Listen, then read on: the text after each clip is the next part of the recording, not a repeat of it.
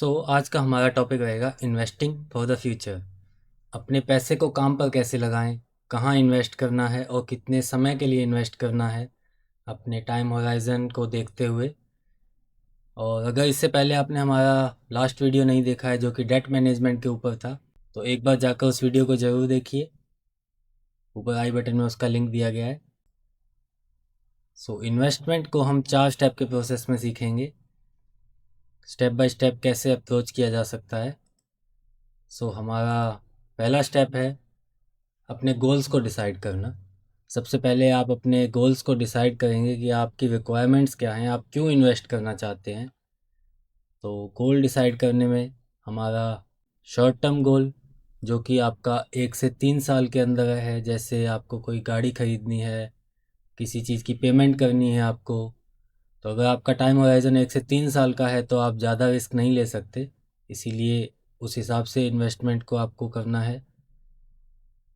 Second, अगर आपका 3 से 10 साल का गोल है जिसे हम मीडियम टर्म कहेंगे, जैसे चाइल्ड एजुकेशन है, मैरिज है, या फिर कोई और आपका खर्चा है जैसे हाउस वगैरह बाय करना चाहते हैं आप अगले 5-7 साल के अंदर, 10 साल के अंदर, तो उस पैसे को आप थोड़ा हायर रिस्क एसेट्स में इन्वेस्ट कर सकते हैं और हायर रिटर्न्स का टारगेट कर सकते हैं। थर्ड, हमारा लॉन्ग टर्म गोल्स जो कि 10 साल से ऊपर के गोल्स हैं आपके, 10 साल, 20 साल या 30 साल के लिए, जैसे रिटायरमेंट प्लानिंग करना चाहते हैं या अपने बच्चों के लिए वेल्थ क्रिएट करना चाहते हैं। तो उसके लिए हम अभी अग्रेसिव अप्रोच पर जा सकते हैं। ऐसे एसेट्स में इन्वेस्ट कर सकते हैं जहाँ थोड़ा रिस्क हाई हो और रिटर्न भी अच्छा रहे। Next step, understand your risk tolerance.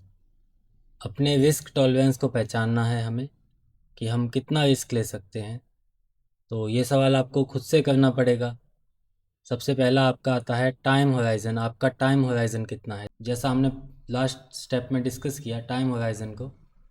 तो अगर आपका टाइम होराइज़न छोटा है तो आप कम रिस्क ले सकते हैं, अगर आपका टाइम होराइज़न लंबा है तो आप ज़्यादा रिस्क ले सकते हैं। उस हिसाब से आप अपना रिस्क डिसाइड करेंगे। सेकंड, हमारा आता है आपकी फाइनेंशियल सिचुएशन, कि आपकी इनकम कितनी है, आपके एक्सपेंस कितने हैं और आपके पास कोई बैकअप है या नहीं। अगर आपकी इन्वेस्टमेंट्स आपको कोई लॉस देती हैं या जैसा आपने सोचा है वैसे नहीं जाती हैं, तो क्या आपके पास कोई बैकअप है। अगर आपके पास बैकअप है तो आप ज़्यादा रिस्क ले सकते हैं। आपकी फाइनेंशियल सिचुएशन आपको देखनी है, उसके हिसाब से आप अपना रिस्क डिसाइड करेंगे। थर्ड, आपका आता है आपकी पर्सनैलिटी, कि आप मार्केट के अप डाउन को झेलने की क्षमता रखते हैं या नहीं, आप मार्केट के अप डाउन से घबरा तो नहीं जाते।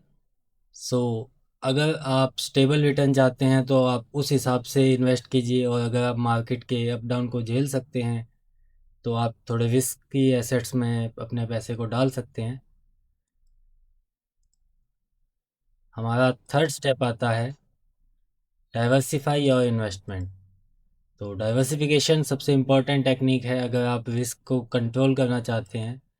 तो डाइवर्सिफिकेशन का मतलब है अपने मनी को अलग अलग एसेट्स में डाइवर्सिफाई कर देना, अपने रिस्क को कम करने के लिए। सारा पैसा स्टॉक्स में ना डालकर आप उसको अलग अलग एसेट्स के अंदर, like gold, real estate, ETFs के अंदर, सेक्टर्स के अंदर उसको डाइवर्सिफाई कर सकते हैं, जिससे कि आपका पैसा एक साथ या तो डाउन नहीं होगा और अप भी नहीं जाएगा, दोनों कंडीशंस में काम करेगा ये। तो डाइवर्सिफिकेशन उतना ही करें जितना आपकी रिक्वायरमेंट है, क्योंकि डाइवर्सिफिकेशन आपके रिटर्न्स को भी कम करता है। ओवर डाइवर्सिफाई भी ना करें, अपने रिस्क के हिसाब से आपको डाइवर्सिफिकेशन करना है।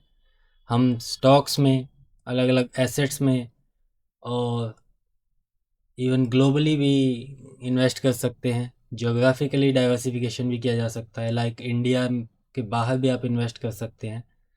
अपनी नीड के हिसाब से इस चीज़ को बैलेंस करना है आपको। नेक्स्ट हमारा स्टेप रहेगा स्टे कंसिस्टेंट एंड डिसिप्लिन्ड, जो कि सबसे इम्पॉर्टेंट होता है। कि अगर आप सैलरीड पर्सन हैं तो एक रेगुलर इंटरवल पर मार्केट की कंडीशंस को देखने की ज़रूरत नहीं है आपको। अगर आप मार्केट को टाइम नहीं दे पाते तो मार्केट पे ध्यान ना दें, एसआईपी का यूज़ करें, कंटिन्यू इन्वेस्टमेंट करते रहें। तो जब मार्केट में प्राइजेस लो होंगे तो आप फिक्स इन्वेस्टमेंट पर ज़्यादा बाय करेंगे, और जब प्राइस हाई होंगे तो आप कम यूनिट बाय करेंगे। सो ये आपका ऑटोमेटिक एवरेजिंग करता रहेगा। एंड अगर आप मार्केट पर ध्यान दे सकते हैं तो अपने आप को थोड़ा स्टेबल रखिए, मार्केट से घबराएं नहीं, अपनी डिसीजंस को मार्केट पर बेस ना होने दें कि मार्केट डाउन है तो अपने पैसे निकाल लेना, और मार्केट अप है तो पैसा डाल देना भागकर। आपको बैलेंस रखना है, अपने आप को बैलेंस अप्रोच अपनाइए, मार्केट कंडीशंस आपको अफेक्ट ना करें। सो ये 4 स्टेप हैं हमारे, इनको प्रॉपर फॉलो करेंगे तो आप अप्रोच कर सकते हैं इन्वेस्टिंग की तरफ। नेक्स्ट हमारा सवाल आता है कि इन्वेस्ट कहाँ करें, वेयर टू इन्वेस्ट। सो इसका आंसर है, सबसे पहला हमारा एसेट रहता है इक्विटी, स्टॉक मार्केट्स में। स्टॉक मार्केट्स के अंदर हमारे पास मल्टीपल ऑप्शंस हैं, काफ़ी हाई रिस्क के साथ आता है। सो पहला ऑप्शन रहेगा डायरेक्ट स्टॉक्स। अगर आपको नॉलेज है तो आप कंपनीज़ के डायरेक्ट स्टॉक्स बाय कर सकते हैं। एग्जाम्पल में दिए गए नाम कोई रिकमेंडेशन नहीं है, सो प्लीज़ इसको कंसीडर ना करें। सो अगर आपको मार्केट की नॉलेज नहीं है तो आपके लिए बेस्ट ऑप्शन रहेगा म्यूचुअल फंड्स का। Mutual fund professionally manage portfolios होते हैं जिनको प्रोफेशनल्स मैनेज करते हैं। म्यूचुअल फंड में भी बहुत सारी कैटेगरी हैं जिनके बारे में हम आगे पढ़ेंगे। तो आप म्यूचुअल फंड में इन्वेस्ट कर सकते हैं अगर आप सैलरीड पर्सन हैं और मार्केट को नहीं देख सकते हैं, या उतना आपको इंटरेस्ट नहीं है स्टॉक मार्केट्स के अंदर। थर्ड हमारा ऑप्शन आता है ईटीएफ्स का। काफ़ी नाम सुना होगा आपने ईटीएफ्स के बारे में। तो ईटीएफ भी म्यूचुअल फंड ही हैं जो एक्सचेंजेस पर ट्रेड होते हैं, जैसे कि निफ्टी 50 का इंडेक्स फंड ज़्यादातर इंडेक्स पर ही बेस्ड रहते हैं, तो इसमें रीबैलेंसिंग और वो सब आपको नहीं करना होता है। सो आप एक थीम चूज़ कर कर उसमें इन्वेस्ट कर सकते हैं। स्टॉक्स के बाद हमारा नेक्स्ट सेक्शन आता है debt instrument. Debt instrument bonds होते हैं जो कि फ़िक्स इंटरेस्ट या फ़िक्स मैच्योरिटी के साथ आते हैं। जैसे कि आप डायरेक्ट कंपनी के बॉन्ड्स में इन्वेस्ट कर सकते हैं। कंपनी आपसे पैसा लेती है और उसके बदले में आपको इंटरेस्ट देती है, जो कि फ़िक्स अमाउंट पहले से डिसाइड होता है। जैसे कि अगर 7% पर आपका बॉन्ड है तो 7% का रिटर्न आपको मिलता रहेगा उस बॉन्ड पर। सो बॉन्ड के केस में आपको थोड़ा बॉन्ड की रेटिंग पर ध्यान देना है, और अगर आप बॉन्ड्स में इतना ध्यान नहीं दे सकते तो आपके लिए डेट म्यूचुअल फंड का भी ऑप्शन है। बॉन्ड्स को मिलाकर म्यूचुअल फंड भी बनाए गए हैं जो कि प्रोफेशनली मैनेज्ड होते हैं, काफ़ी कम रिस्की होते हैं इक्विटी और डायरेक्ट बॉन्ड्स के मुकाबले, तो आप उनको भी कंसीडर कर सकते हैं। म्यूचुअल फंड वाली हमारी एक नेक्स्ट वीडियो आएगी जिसमें हम इन चीज़ों को कवर करेंगे कि कहाँ आप इन्वेस्ट कर सकते हैं, क्या क्या ऑप्शंस हैं हमारे पास equity and debt mutual funds के अंदर। तो इसके बाद हम आगे बढ़ते हैं। हमारे पास कुछ अदर ऑप्शंस भी हैं जैसे पब्लिक प्रोविडेंट फंड। पीपीएफ एक गवर्नमेंट स्कीम है जिसमें कि गारंटेड रिटर्न्स होते हैं और काफ़ी सेफ रहता है रिटायरमेंट कॉर्पस बनाने के लिए। अगर आप बिल्कुल रिस्क नहीं लेना चाहते तो पीपीएफ आपके लिए एक अच्छा ऑप्शन हो सकता है। सेकंड ऑप्शन आपका रियल एस्टेट। अगर आपके पास अच्छी खासी नेटवर्थ है और सरप्लस मनी है तो आप रियल एस्टेट में डायरेक्ट इन्वेस्ट कर सकते हैं। थर्ड आपका गोल्ड। गोल्ड एक काफ़ी अच्छा एसेट है जो कि मार्केट वॉलीटिलिटी और इन्फ्लेशन को कवर करता है हमेशा, और स्टॉक मार्केट के अगेंस्ट एक हेज का भी काम करता है, तो आप गोल्ड को भी कंसीडर कर सकते हैं।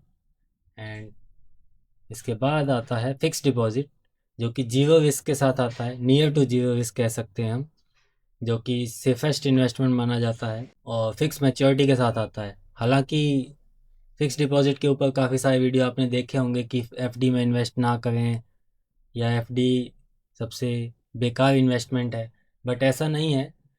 आपकी रिक्वायरमेंट के हिसाब से होता है। अगर आपकी रिक्वायरमेंट 7% रिटर्न्स की ही है, आप जीरो रिस्क लेना चाहते हैं, आप ऐसी एज में हैं या आपकी कंडीशन ऐसी है कि आप रिस्क ले ही नहीं सकते, तो आपको एफडी का कंसीडर करना चाहिए। ऐसे कुछ एफडीज़ हैं जो आपको 8 से 9% का रिटर्न भी देते हैं, जिसको भी हम फ्यूचर में डिस्कस करेंगे। नेक्स्ट आपके पास कुछ और ऑप्शंस हैं, जैसे कि government small saving scheme like NPS, किसान विकास पत्र, सुकन्या समृद्धि योजना। और अगर आप रियल एस्टेट में एक्सपोजर लेना चाहते हैं तो आप कम पैसे में रीट्स के अंदर इन्वेस्ट कर सकते हैं, रियल एस्टेट इन्वेस्टमेंट ट्रस्ट, जो कि स्टॉक मार्केट पर ट्रेड होते हैं। अगर आप इनके बारे में जानना चाहते हैं तो हमें कमेंट में लिख भेजिएगा, हम इनके बारे में भी एक वीडियो बना देंगे। उसके बाद आपका crypto and NFTs, insurance saving scheme, ये भी एक अपने आप में सेविंग के लिए एसेट हो सकता है। सो लॉन्गर टाइम होराइजन के लिए एक फिक्स रिटर्न पाना चाहते हैं तो आप इंश्योरेंस सेविंग स्कीम की तरफ भी जा सकते हैं। Invest discounting and inventory loans भी आपके लिए एक इन्वेस्टमेंट ऑप्शन हो सकता है। ये हमारा फाइनल स्लाइड है जिसमें हमने रिस्क के अकॉर्डिंग सभी इन्वेस्टमेंट ऑप्शंस को दिखाया है, तो आप इसका एक स्नैपशॉट रख सकते हैं। वैसे डिस्क्रिप्शन में ये पीपीटी का लिंक भी होगा, तो आप वहाँ से इसको चेक कर सकते हैं।